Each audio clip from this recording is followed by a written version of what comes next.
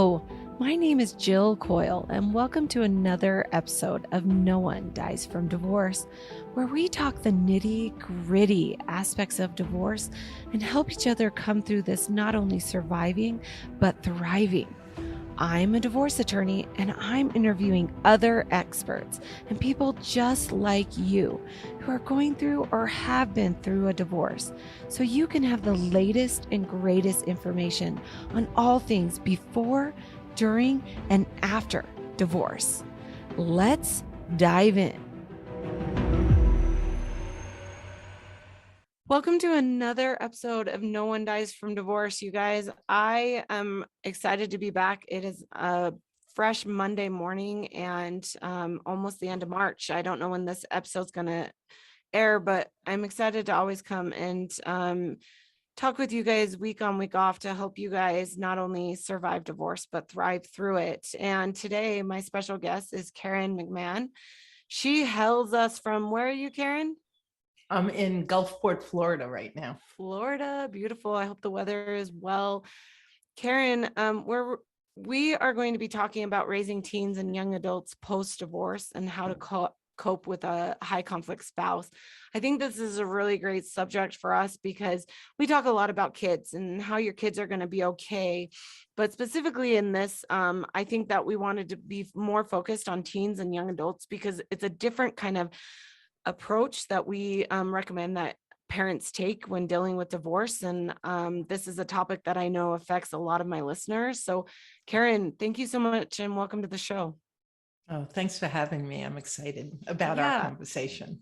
Yeah, so I want to introduce you. I've got your bio here. I want to talk a little bit so our listeners know. So Karen is a certified relationship and divorce coach and founder of Journey Beyond Divorce. Karen leads a team of divorce coaches in supporting men and women around the world to become calm, clear, and confident as they navigate divorce.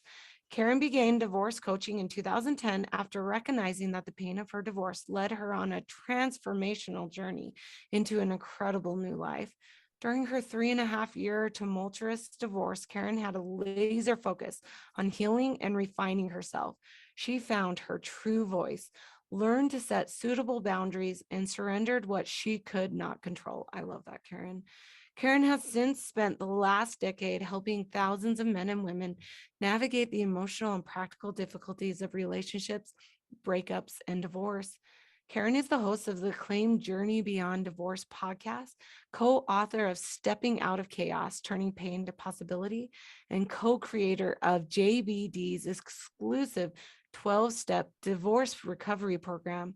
Her other accomplishments include work as an NYS Lobbyist, health advocate, community organizer, and chairperson of an NYS nonprofit organization.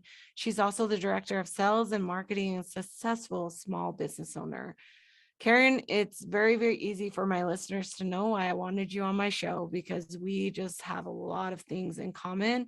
And I know you're going to offer a lot of help and information for my listeners. So again, welcome, Karen. Thank you.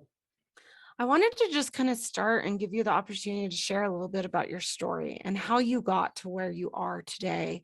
I know we talked a little bit in your bio with your own personal story, which I always believe that the personal story is what leads us to be able to be the empathetic person that we are. I think me and you have that a little bit in common. So tell our listeners about how, you are where you are today. Yes, thank you so much. I went through a very high conflict divorce. My divorce, it took me 3 years to decide, should I stay or should I go, which is such a hard decision to make.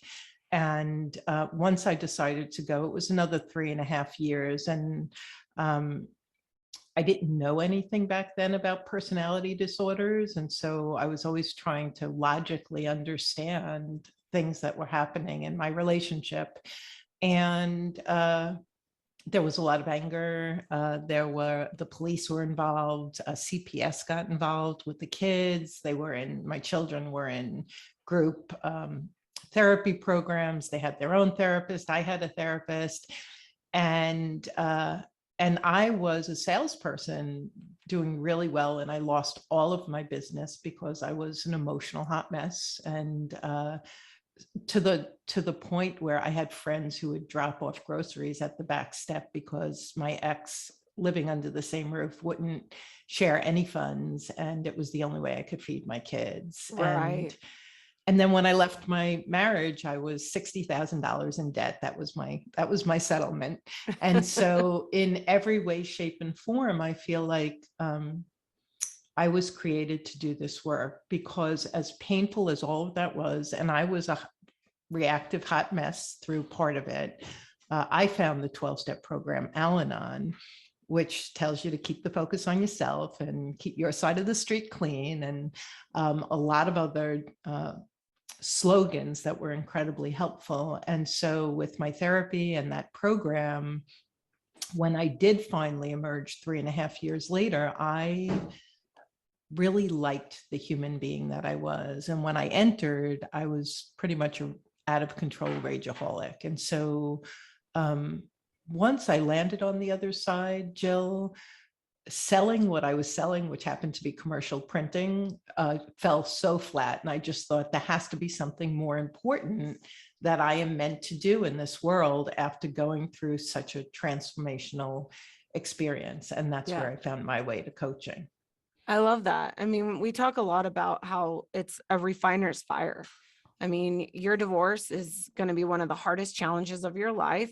Some of you have gone through really hard trials before. And so, you kind of can get in there and figure it out a little bit quicker. But a lot of us haven't had that challenge or that trial. And a lot of people don't go into a divorce thinking that it's going to be like as hard as your kid being diagnosed with cancer or your, a loved one dying. But it is such a challenge. It's different in every different way, because it's going to be something that is going to change every part of you. And so I love your story, because it really is like you got thrown in that fire. You felt like there was no maybe way of getting up. We've had a few, people testify of their own story of that exact feeling, like not knowing how they're even going to like breathe the next second. And then they talk about being able to kind of use this opportunity where they figured out that it could be this refiner's fire and a diamond comes out of it. And I love how you said that could be your calling. It's interesting because my husband left me in year 4 of our marriage, and I was a divorce attorney. So I didn't really go into this journey thinking, like I didn't get divorced and then like, oh, this is what I was meant to do. I was already a divorce attorney. So when my husband left me, it was like, what? I'm supposed to be the person that knows better. And here I am dealing with this challenge. My story didn't end in divorce. We ended up working through things, but I still can use that experience as something to like really inspire other people. And I know what you're doing is exactly that. And you've like just surrounded your whole entire career behind it. Like, you've made your passion your purpose, and now it's your profession. I truly believe that if people live that on their mantra, then they would get up every day, go to work because they are passionate about it. And that's exactly it. I took the most painful time in my life and I made it my passion and my purpose. And I pinch myself that every day I get to get up, speak to people like you, do my podcast, coach clients, and know that, we're healing the world a little bit, one person at a time. And it's such a emotional tsunami. It's so overwhelming. The level of emotion, whether it's guilt and shame, anger and hurt, everything in between, the fear, the uncertainty, that's a lot for any human being to navigate. And friends and family can say, like, we really feel for you. But if you, as you know, until you've been through it, like you actually don't completely understand how dark that tunnel is, how overwhelming that fear is. And that's, I think, where what you and I do really can shine a light on possibility for people. Yeah, I agree. And, and it's all about perspective is what I want my story to be, what I want people to tell you, because divorce is still in this country, even though, you know, we have such a high statistic of divorces, is it's still just this shameful thing. And we need to stop using it as shame. Like, this is an opportunity. Like, there's going to be people that get divorced. There's going to be people that just are not compatible. And we need to stop saying, oh, that's so sad, that's so shameful. And we need to turn it into a movement of allowing people to recognize they can use it as a platform to become a better version of themselves. And I always say that, like, hey, if we can make divorce this movement of becoming better human beings, we're going to have a really powerful movement. And that's my story. And that's why I'm here doing what I'm doing, even as the divorce attorney who, you know, people are like, what, you're a divorce attorney? I'm like, yeah, I'm a different divorce attorney. I'm going to help you understand the importance of getting through this in a different way and coming out better on the other end. So I love that. The tagline, as I describe my podcast, is this is an opportunity to heal your wounds and refine yourself. Yes. And you can miss that opportunity completely, and you will fall into the category of people who are getting married and divorced a second or third time, or the first time around, you could focus on yourself, heal and refine. And then if you're open to it, you could meet and have a very healthy, loving relationship. Yeah, absolutely. I mean, happiness comes within. And so many of us as human beings believe that happiness comes from our service or our duty to other people. And so you leave a bad marriage because you're unhappy, and then you walk right into another marriage thinking that that's going to fix the crack, and it's not that direction. You have to be able to refine, just like you said, and improve yourself to understand what happiness comes within. And once you are your whole authentic self, then marriage is just the benefit, or, you know, the cherry on top that can elevate that to, you know, somebody that completely accepts you for who you are, your whole authentic self. And I scream that at the top of my lungs. I don't scream because that would be really loud right now, but I want every single person listening to me right now to know that the only way you're going to improve in a second relationship or a second marriage is to improve yourself right now. And so you need to take that time, space, and you need to figure that out. So let's talk a little bit about co-parenting, because, you know, it's obviously, I would say, more divorces than not have children involved. And so there is going to be some kind of co-parenting that is going to be involved. It's interesting because even if you have adult children, there is still going to be some level of communication to that other person that you're hoping you can get to a point of, you know, being reasonable with each other and being able to be respectful of each other. Because just because your kids graduate high school doesn't mean all of a sudden you don't have to ever, you know, deal with their mom or their dad again. So so I wanted to, you know, first talk about, like, what do you find is the hardest challenges that you see in your profession with co-parenting? Yeah, no, that's a great question. And I think that I always like to delineate between your garden variety divorce and your high conflict divorce, because they're two completely different animals. So with garden variety divorce, I would say, you know, everybody's upset. There's upset in all types of divorces. The ability to take off your coat of armor when the settlement is done, to put your guns away, to regulate yourself, to step into this new chapter of, okay, you know, we didn't get along well enough to be married, but we love these people we brought into the world. And can we communicate and collaborate? And part of that, one of the big things I often encourage is, how important is it?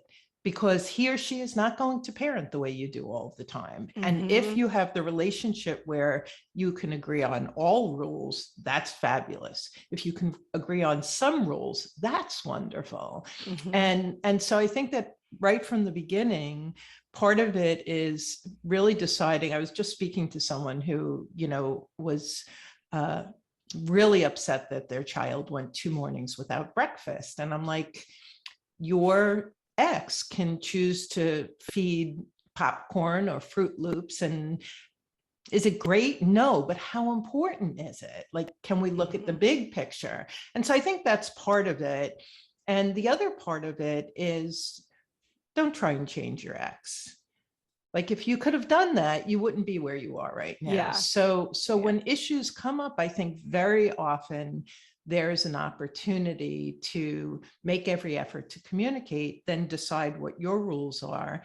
And perhaps you want to communicate, if we're going to talk about teens and young adults, Yes. perhaps you want to start pouring your wisdom and your discernment into your teens and young adults instead of into the grown adult who's no longer your spouse. And that's a huge shift, to be able to sit a teenager down and talk to them about what your concerns are, and let them know what you desire. My kids would go to dads and they engaged in behaviors as teenagers that were completely not allowed in my house. I couldn't do anything about what they did under dad's roof, but what I could do was I could communicate to them my values, my desires, and have a dialogue there. Yeah. The two biggest things in marriage, which most people won't admit when they're getting divorced because they don't understand this, is expectations that we set upon other people that we can never meet. So of course, the only person that's going to always be disappointed is us. And then second of all, the lack of being able to communicate. I think as human beings, we suck at communicating. I mean, we just do. It's a learned trait. And we learn it from our parents, which a lot of times we have bad communicators of parents. And so, Yep. And it's not something we teach in school, you know. I mean, communication should be something we should be learning very, very early. And so those are the two things that I know as a divorce attorney are really the root of most divorces. But of course, people come in and they have their, you know, reasons behind it. Co-parenting, the two most important things is just like you said, setting expectations and communication. So we get that. Like, we understand that it was already impossible in the marriage and now you're out of it. And we're telling you that you need to be doing exactly what you weren't doing in the marriage. But there's a couple things that I think our listeners need to remember. And is this: you can be a bad husband, a really bad mom, you can be a really bad wife to each other, but you can be a good dad. You can be a good mom. And we convolute that. A lot of times, you know, in the marriage, they were so bad to me. They just didn't hear me. They didn't know what I need. And therefore that spills into, well, they are a bad dad. Or Absolutely. Their roles in their marriage were that of, you know, man goes to work, makes money, mom stays home, raises the kids. And so because of their roles that they played in the marriage, therefore now that dad can't be, you know, anything other than that dad that goes and makes money, or that mom can't be anything other than, you know, that stay-at-home mom. And the first thing that you have to really work through, and this is why divorce coaches, I think, are so important through divorce, is you have to stop convoluting those two things. Like, the best part about divorce is you get rid of the crappy husband, you get rid of the wife that you don't need anymore. But you, just like you said, like, you both just brought this child, you know, you both love these children. And at the end of the day, if there's one thing you guys can agree to, it's usually, hey, I want my kids to succeed. So I think what I'm hearing you say, one thing is we have assumptions, because he wasn't around for the kids because he was working, he won't be around for the kids. An assumption is because it happened before, it's going to happen again. That assumption, when it comes to divorce, really puts a lot of very heart-centered dads on the defensive, and it's really not fair. Or moms who might have been the primary income earner. And so I think that challenging your assumptions, what is making you react this way? Challenging those assumptions are vital, because she wasn't working, she's, you know, she's not going to, or she's going to take, that doesn't help. The other thing is communicating. And one of the things I want to say to your listeners is noticing is so valuable. Notice if you listen for agreement or disagreement. Most people will listen to their ex and they'll be listening for the thing they can disagree with, so they jump on it and they argue it. When we first listen for agreement And then we use the sandwich approach. I hear this, I hear we agree on this. I think this is where you and I are a little bit off. Can we find our way back to, common ground? When you listen for agreement, you begin to pave a pathway of smoother co-parenting. When you listen for disagreement, take out your grenades and start tossing them at each other, because there's going to be shrapnel falling everywhere, and mostly on the children. Exactly. Do you feel like anyone can co-parent? I think that the vast majority, and even those people who have other mental or addictive tendencies, we love our children. And when everything can be child-centered when it comes to co-parenting, right? Which means, and this is hard, take your ego and go put it on the back shelf. Yeah. This is not about offense. This is not about ego. This is about heart.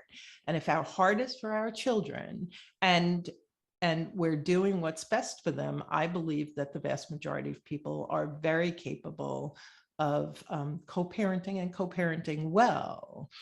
And I will say, because I deal so much in high conflict, there's a difference between co-parenting and parallel parenting. Yes. And there's a need for parallel parenting with certain types of individuals in certain situations.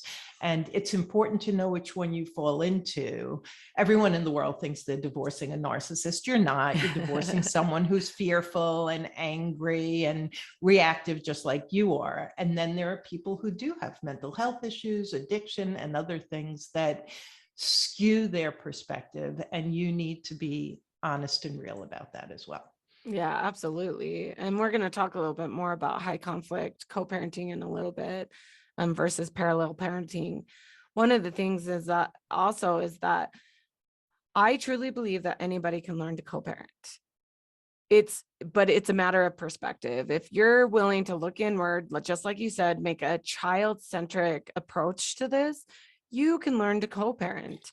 And, I wrote a whole chapter in my book about your kids will be okay, but your kids will only be okay if both parents are going to leave their, like you said, their egos at the door, and they're going to do the work to figure out what they need to do to make sure that they keep their kids children centered.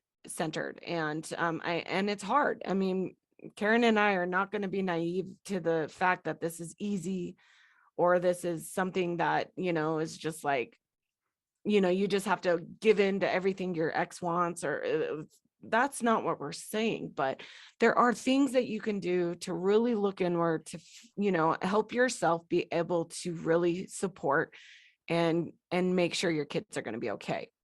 And I believe that, just like you said, almost anybody can do it. We hear narcissism, high conflict personality in every single one of my divorces.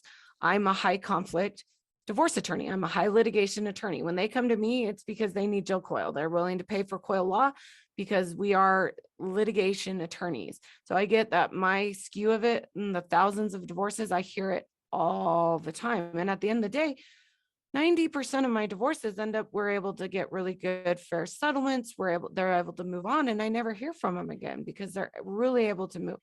And then we've got that 10% that, falls within that high conflict that, they're going to be my clients forever. And that's okay. In these circumstances, there's sometimes you just have to do that. So, why do you think effective co-parenting is so important? Well, I think a key element that we have to put on the table is children are incredibly intuitive, regardless of the age, and they can be very manipulative. And oh, yes. When mom and dad are disagreeing, you have now opened a lane for these kids to swim in that doesn't serve anybody. And so I think it's really important that the more united the front of the parents, the healthier for the children. Children need boundaries. And if mom and dad or two parents are not united, those boundaries become very soft and murky, and it makes it really hard for the child. And so knowing that your child's going to be listening for where you and the other parent disagree, so they can kind of wiggle in and get, that's just, it's just the nature of kids. And so I think it's really important to consider the united front. And the other thing I kind of want to put on the table right away is, as parents, not just co-parents, as parents in general, one of the big things I coach around is we have 2 ears and 1 mouth. When we're talking about teens and adults, ask more than you tell.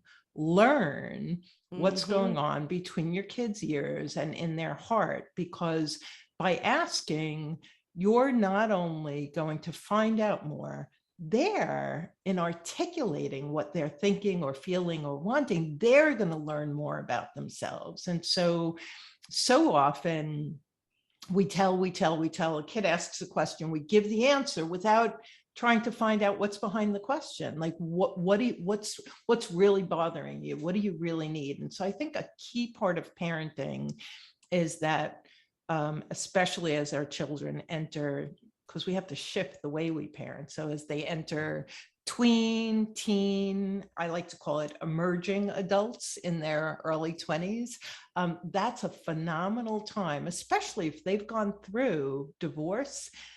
They've already emerged from something that was so overwhelming. Teach them by asking more than you tell. And it's huge. Yeah. And I have 4 kids, and my oldest is 13 in it. And I'm learning the challenges of what it is to have a teenager, like a full-blown teenager. And it's interesting because I look at her compared to like my 4-year-old. And 4-year-olds are so easy to please. They go from being absolutely happy to tantrums. It's like there's no in between. And with my teenager, I've noticed that it's just like the spectrum of the rainbow. Like, what color are we going to be today? And their moods, and they're dealing with these hormone changes. I mean, I sometimes look at my daughter and I'm like, why are you so grumpy? You have no reason to be grumpy. And sometimes she looks at me and she's like, I don't know, Mom, why am I grumpy? I mean, they're dealing with things that they don't even understand. Right. And so I try to relate this back to, divorce, and these teenagers, they're an additional challenge, I think, through divorce, because it is such an emotional thing. Everybody is dealing with the parents, like, oh, are the parents okay? And then these kids are kind of left to like, just be okay, right? They're just expected to just kind of like support their parents. They don't know their own emotions. Like, they don't even know what they're dealing with. So to have to add to such a level of emotion is tough. And so, Karen, in your line of work, like, what do you think young adults and these teenagers are dealing with? What are their biggest challenges when they're going through divorce? Yeah, I think that you hit the nail on the head. So teenagers have such an internal hormonal emotional storm going on. Happily married family, teenagers struggle. Yeah. We struggle because that's how life is. That's what the hormones do to us. And then there's peer pressure and mean girls and tough boys and all of this. They're navigating life through one of the more difficult phases of life, that transition into teenage. And yet you add to that divorce. And now, well, there's the divorce, there's mom who's hurt or dad who's angry or whatever that looks like. And now there's 2 households, and maybe one household isn't as close to my friends as the other household. And I'm a teenager. I don't want to be with either of you. I want to be with my pack of friends, because as a teenager, I travel in a pack. Yeah. And so there's all of these different levels. And a lot of times I'll have parents talk to me as if, I think my child's a narcissist. And I'm like, no, they're normal teenagers. They're utterly and completely self-centered. Yep. That's how they're created during those years. And so for the parents, it makes so much sense. That's like, okay, now I really want to tear my hair out, right? Like, I've gone through all of these variations of the divorce. I'm on the other side of it, and I have teenagers, and I'm trying to co-parent with this person I didn't get along with so well. And so the complexity is so powerful. And so I kind of want to normalize it here in this conversation. Yeah. Be kind and gentle to yourself. If you've never parented a teen or an emerging adult before, this is new territory for you. Mm-hmm. And being a single parent is new territory for you. And navigating all that single parenthood has is new territory. And so first and foremost, kind and gentle compassion for yourself and for your children.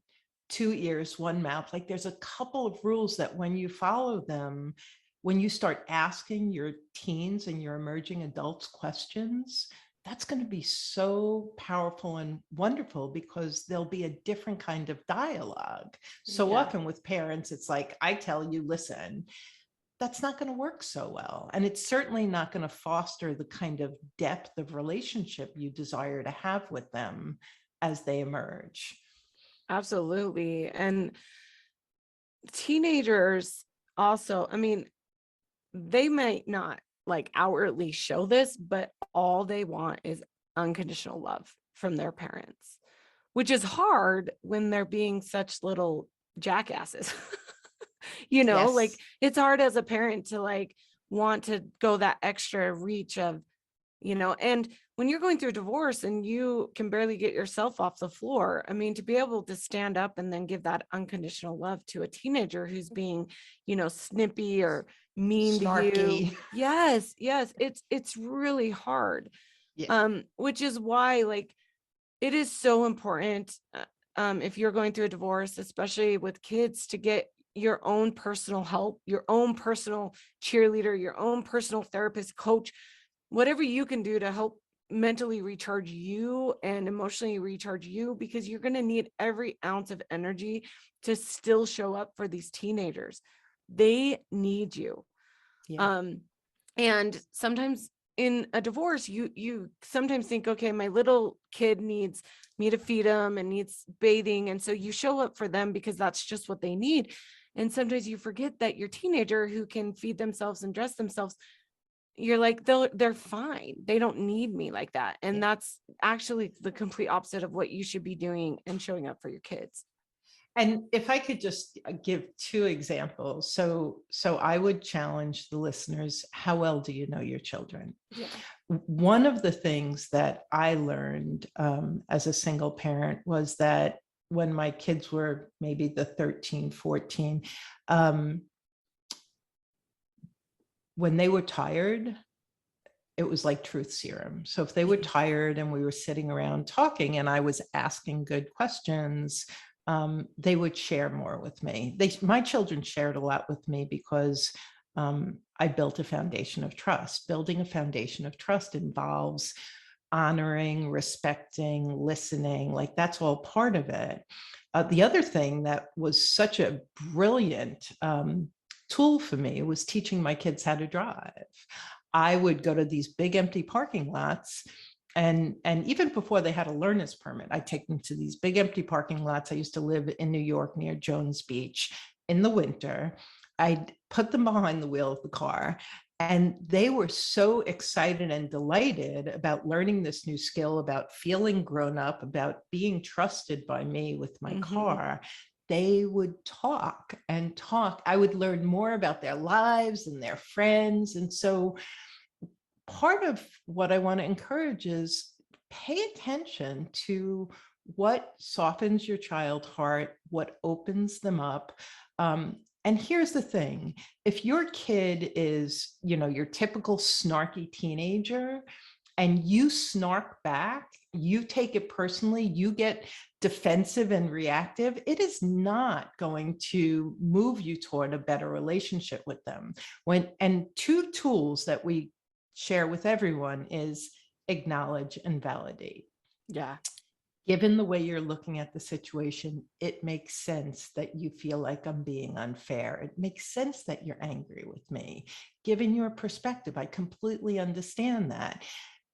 Can I share my perspective? Like there is this way of saying, I hear you, I see you, I love you in all of your sloppiness. Yes. When we don't do that as a parent to a teenager, a single parent to a teenager or emerging adult, what are they doing? They're going someplace else. They're getting feedback from other people whose frontal cortex isn't connected either. And it's Yeah. not good. It's not going to work Yeah. out well. Like, we want them to rely on our discernment and wisdom as adults. And that requires really building a bridge during a time when they're difficult. And, I'm certain there are teenagers who don't go through the snarky teenage uh, way of being, but I think they're the minority. I was like, oh man, that would be amazing. But the thing about teenagers too is they're fragile. And a lot of times in divorce, they are expected to grow up really quickly. Yep. And it's so easy for parents to start leaning on these older children, these older teenagers, to be their sounding board and to be their support. And I'm just going to, again, yell, but not really yell. That is not okay. These kids, whether they're 16 or 12, deserve to be kids. They do not deserve to be your crutch. They do not deserve to be that person that you need to lean on to survive whatever you're dealing with. You have to find that elsewhere. And Jill, I would say 12, 16, 26, 36, 46. Do not put your adult children in the center between you and their other parent. Do not do it, because it is so harmful. If your child is married with children of their own, you go to your girlfriend, your therapist, your coach, your guy friend, whatever. You do not cry on your child's shoulders. You do not share your frustration with your ex, with your adult children either. It is so harmful. Actually, we're doing a series on adult children, and I spoke to a therapist couple in Southern California who wrote a book on adult children of divorce, and how often there's, like you said, there's even more of an assumption. They're adults, they have their own kids, they get it. Let me tell them how lousy their mother is, how badly their father's treating me. And it's just, it's going to harm your adult children, and it's going to harm your relationship with them. It should be an absolute do not do. Yeah, it just absolutely, like a big X, a big red flag. It's not going to help anybody. It doesn't help you. It's sad because those older kids talk to the younger kids. Like, there's no way of shielding your family away from it if you believe that you can somehow talk to your older children and your younger children are not going to know about it. So just keep them out of it. Just like you said, Karen, like find your person that you need to say all the bad things or get it out, but it needs to not be your kids in any way. And I know especially with teens and young adults, just like you said earlier, they're easily manipulated. Like the promise of a game or a movie night with this kid is going to be enough for them to be like, yeah, I'm going to dad's or I'm going to mom's. And so my question to you is, like, what are some tips to help teens from being manipulated by the other parent? Well, I think that I kind of want to normalize the concept that I kind of want to be my kid's favorite parent. Right. I think I've heard that, geez, how many times? It makes sense. You want them to love you. And the truth is, as we know as parents, I mean, I have 2, you have 4, Yeah. right? So who knew that our heart was so big that we could love, so many different human beings so much. And our children are the same way. What I will say is, it's not about the wild trip. It's not about the huge game or the shiny new car. I think as human beings, we all want to be deeply seen, heard, and loved. And so I have a lot of clients where one spouse has a lot more finances than the other, and there's this competition that they find themselves in. And if that's you, know that being unconditional love, being a stand for your children, we all want to be loved. And that is so much more magnetic. And it may not seem like it when, the other parent is, handing keys to a shiny new car to your, young adult. However, if what you're doing is unconditional, no strings attached, don't worry about what's happening on the other side of the street. You're not cleaning the other side of the street. You're staying on your side. You're focusing on your relationship and you're doing your best. And if you have a great co-parent, you guys are strategizing, you're catching these manipulations, you're enjoying the collaboration of these like amazing beings that you brought into the world. And if that's not as good, you still have the ability to do it on your own. And you said something earlier that because I work with so many high conflict, my feeling is it's phenomenal if there's two great co-parents. It only takes one. So you focus on you and you don't ever let somebody else's behavior determine yours. You show up as a heart-centered parent. You do your best. You hear, see, and love your child, and you will reap the benefits of that. Yeah. And Karen, in your line of work, you probably deal with this. So I wanted to talk a little bit. A lot of times there's a primary parent, meaning the primary parent is the person that has been primarily responsible for the day-to-day care of the child, doing their homework, picking them up from school.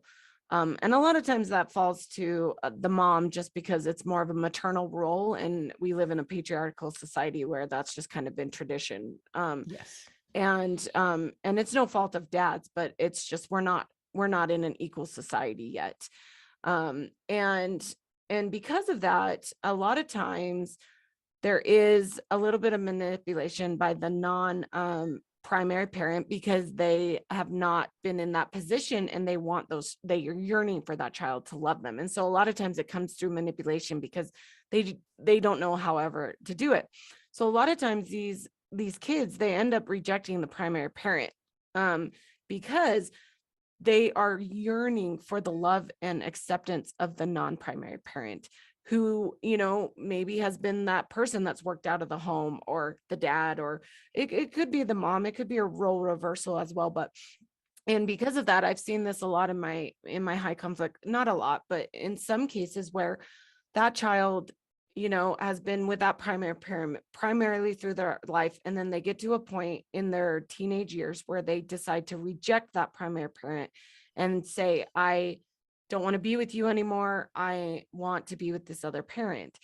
And it's heartbreaking for these primary parents because just like, they have lived their whole life in this role of being there. And we've had to deal with a lot of where we look at these kids being like, I'm going to go live with this non-primary parent. And it's like a huge shift because not only do they want to go live with the other parent, they almost reject that primary parent where they're like, I just don't want to be with you anymore.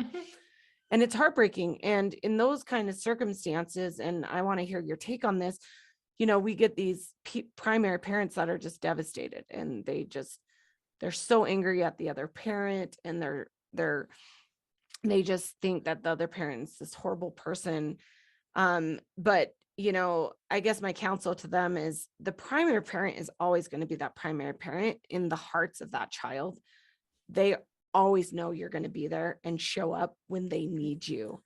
But they are making a decision as a teenager because they want to be adults and they want to make these stupid decisions that maybe they don't understand the ramifications. And at that time, it might be heartbreaking. So I do want to lend a little bit of support to those parents that if you are going through this, and you said this a little bit earlier, and again, I want to hear your take on it, is showing up in whatever way you can. Meaning, don't give up. Don't throw your hands up and say, whatever, you picked your dad, I'm done with you. Like, yeah. No, you just show up. in whatever Yep. way, still send them their birthday gifts. I get parents that are like, oh, I'm not going to send them a Christmas gift. If they're not going to come for Christmas, I'm not going to give them a gift. Right. That's the wrong thing, is that you have always showed up for those children. So don't change that just because you're mad at the other spouse. Those kids will always gravitate back to you whenever they realize that when they're old enough to recognize that the Yeah. choice is that mom or this primary parent was always there for me. So just wanted to hear your little take on that. And Yeah, I actually lived that. And again, my situation was more high conflict, but that's where the foundation of relationship comes in. And to your point, don't make your love conditional. I mean, Yeah. it's so important that our love is unconditional. It is so important. And when our children behave, regardless of their age, in displeasing ways, it is our job to see the wounded child behind the behavior, the frightened child behind the behavior. And I remember setting some very firm, reasonable but firm boundaries with my son. And I got a big F you, I'm going to live with dad. Mm-hmm. And we talked a little bit, but not much. And he packed up and we lived 10 blocks away from each other. And I knew that living with dad was dangerous for a lot of different reasons, like emotionally. And I loved him through it. And I took him out to dinner and I made sure I still knew what was going on in his life. And I knew he was doing things that I did not agree with. And I would share that, but not with condemnation. And then one day I got the phone call, like, this is so not working. Could I please come home? And like, the door is wide open. I love you. Come home. How can I support you? What did you learn? What do you need? And so there's so many ways. It's not easy. I mean, what I'm saying, part of why it's so important that we use divorce as a fire of refinement is because none of this is easy. Yeah. And the less reactive we are, the more heart-centered we are, the more we can regulate ourselves and notice when our ego is like, are you kidding me? And like going in the wrong direction, the more control we have over how we respond to our ex, to our children, the more beautiful all of our relationships will be. And so if it's hard, yeah. Is it impossible? Absolutely not. Is it worth it? 8 days a week. Yeah. And I love that. Don't make your love conditional. No. Because in a normal situation, our children make bad decisions all the time, but does that mean that you stop loving them? No, we get through it, we deal with it. So why would after divorce be any different? And I know that, just like you said, it's hard and it's not going to be easy, but that's what's going to make you stronger in the end. And and just like you said, allowing your kids, building that trust. Like, we have to trust our kids, like when they get older, that they can make decisions, and then they understand that there's consequences with those decisions. And just like your son, I mean, you had to be patient and help. He had to learn those and see those consequences. And, maybe it could be a positive consequence, and which is going to be good for them. Well, a therapist, my son's therapist, once said to me, Karen, you don't have to provide every consequence as a parent. Sometimes life's consequences are just enough. And I think we were talking about the fact that my son was going to early years of high school with a t-shirt on in the middle of December and snow. And he said, let him catch a cold. Let him get a sore throat. Like, you really don't need to be all over that, because he's a pretty intelligent young man. He'll figure it out. And that was one of the best pieces of advice that I got, because I really I was raised by a very firm mother who had oodles of consequences. So all we know is what we come from. And it really gave me the opportunity to kind of discern when are life's consequences enough? I mean, I'll tell you, the first time my daughter decided to drink in high school, I picked her up, I held her hair while she vomited in the toilet, and she had a splitting headache and was sick for 2 days. I had a decision to make, like, is that enough? Do I ground her for a week? Is it something in between? And it was a new way of thinking for me. And so as parents, just consider, we know as adults, life consequences can be pretty hard sometimes. Yeah. When do we and when don't we add to them, depending on what the kids do?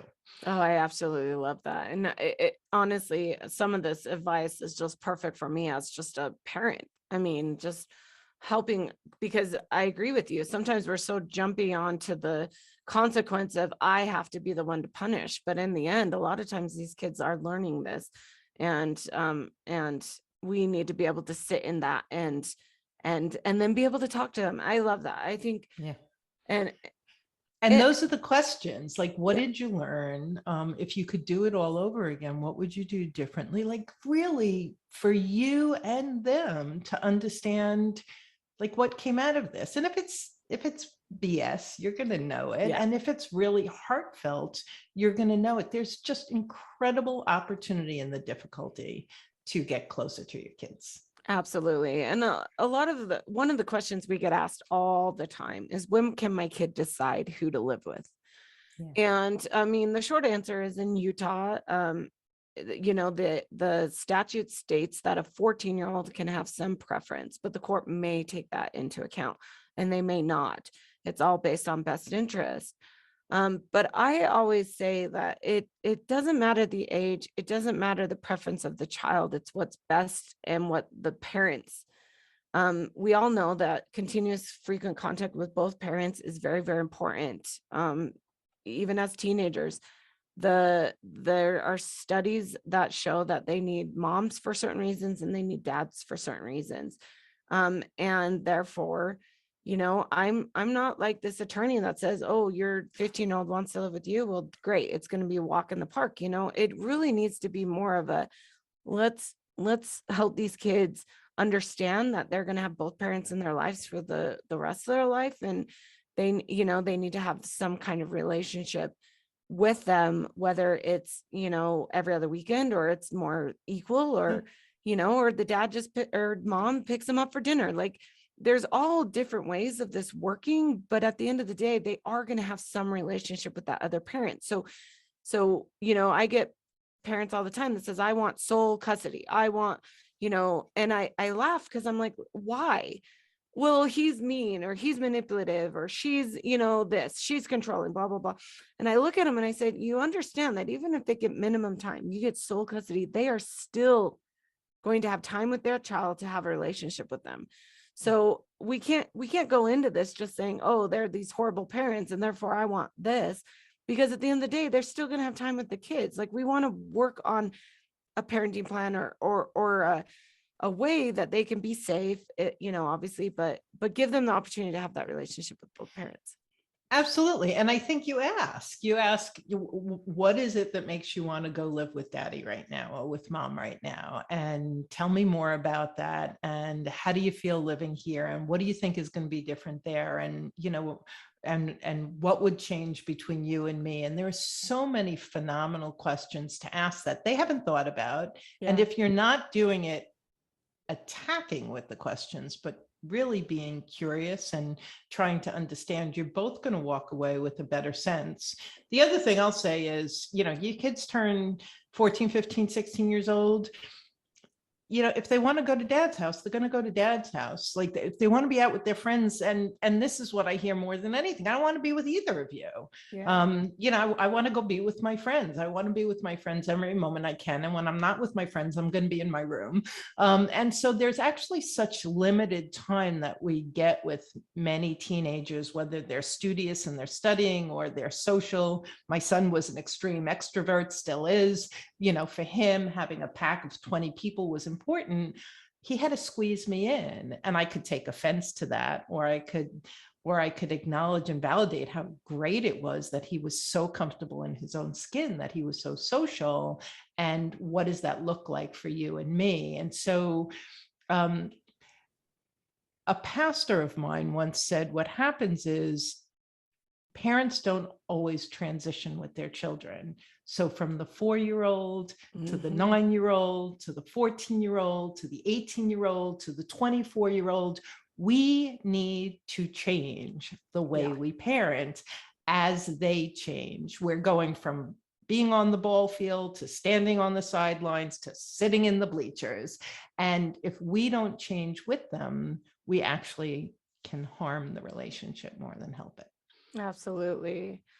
The last thing I wanted to talk about real quick, because we're just coming to the end of the show, is just high conflict parents. In my line of work, in your line of work, we deal with high conflict parents all the time. Now, a high conflict parent does not necessarily mean that they have some diagnosed personality disorder. It could just be two people that just do not get along, do not know how to communicate, are selfish, don't want to put their kids in the center. And so they are high conflict parents. And so we mentioned parallel parenting, and I just wanted to bring that up. I've done a couple podcasts on high conflict, so we don't have to spend a lot of time, but it's really important if you are in a high conflict place where, it doesn't matter what you do, there is always going to be conflict on the other side. There is no compromise, there is no communication. Then there are tips that we can do. Obviously go talk to Karen. She can coach you through it. Come hire my firm. I'm going to help you through it, because we deal with high conflict personalities all the time. But parallel parenting is when you are not going to co-parent. You're going to parallel parent, meaning that your parenting is going to be basically, you have very, very strict parenting plan or very strict rules that you're going to follow. And the parenting is going to be left to, I parent on my time and you parent on your time. And there's not going to be a lot of overlap because we're not able to communicate with that. So that's parallel parenting. And the best thing I can tell you is, if you are in a high conflict, we've talked about this before, make sure you find an attorney that understands high conflict personality, that understands how to draft a very, very good parenting plan or a parallel parenting plan for you. Because they are going to be the key to ensuring that you are able to hopefully deal with the high conflict personality and you're able to navigate this.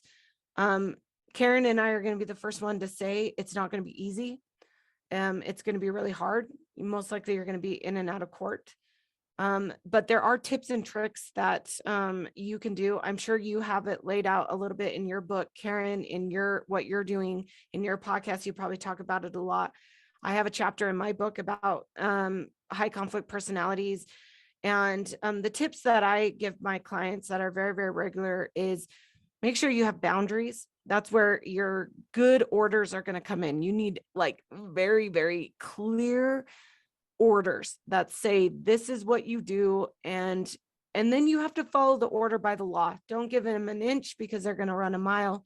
You've got to stay in the parameters of the order. And then the last tip that I always say is keep your communication short, to the point, and always be the bigger person, meaning don't feed into their bullshit, because they're going to continually want to just poke you till you explode. Well, don't give them that. If it means limiting your communication to 1 day a week for a short time, where you're like, I will only pay attention to whatever you send me on Sunday at 8:00, so that you can really make sure that you are focused, you focused on the point, because a lot of times they're going to send you enormous emails with 90% crap and then a point that is the only thing you have to deal with. Karen's laughing because she knows I'm true. So those are kind of my tips. Karen, I just wanted to give you a couple minutes, maybe talk about what your tips are for these high conflict personalities.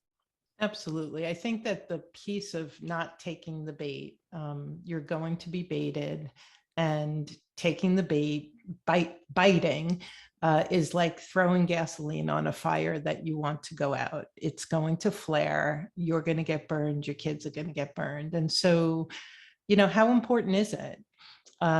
Is a really great question to keep asking yourself. And to your point, the parenting plan is so important. And the parenting plan has legal boundaries. However, if you aren't schooled in boundaries, you need to learn boundaries. Yep. There's boundary books out there, boundaries with kids, boundaries with teens, boundaries in relationships, how to say no, when to say yes. It's absolutely vital. So I have clients who, my ex texts all day long berating me. Put it on do not disturb. Don't look until the end of the day. I get emails that are 3 pages long that are all abusive. Let's talk about when you have to read them, why you have to read them, if you have to read them, and what your other alternatives are. I'm working with a new client now. She has a brilliant parenting plan, but she's not standing in her authority. And then she's saying, well, it's his fault because he's behaving in X, Y, and Z place. And so you may have a people-pleasing issue. You may have a codependency issue. You may have been raised, as I was, in a family where there were no boundaries. So you don't know what a boundary is. You don't know how to uphold it. You don't know how to set it. These are your skills. If you're in a parallel parenting situation, it is absolutely vital that you learn to set and uphold a boundary. A boundary is not a steel wall. It's more like a garden gate, when to close it, when to open it. You can set and uphold your boundaries. In 12-step programs, they say what you mean, but don't say it mean. Yep. Bill Eddy, BIFF, brief, informative, firm, and friendly. Or these are tools that will serve you so well in your parallel parenting. And here's something that I learned that I love. You know this co-parent of yours. You know what the other parent is like. Be expecting and accepting of who he or she is, and you don't have to be disappointed. Those of us who divorced high conflict personalities have this delusion that maybe tomorrow they're going to wake up and be less high conflict. They're not. No. So be expecting and accepting of who they are. And that way you have a plan B, you're strategic, you know ahead of time what you need to do.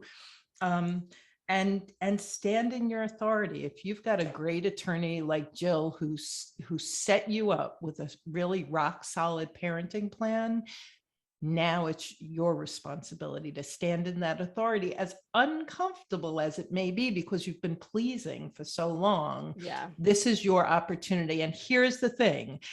You're going to decide whether you're pleasing your ex, doing what's best for your ex, or doing what's best for your kid. And it should be a no-brainer. Yes. Oh, I absolutely love those tips. I hope that you heard that. Karen, you have just been a pleasure. What you're doing is so necessary. And I just want people to know, if they want to find out more of what you're doing, where can they find you? Yeah, thanks so much. And this has been such a wonderful conversation. I appreciate all that you do and you having me on your show. So Journey Beyond Divorce, it's our website, it's our podcast, it's all of our social media.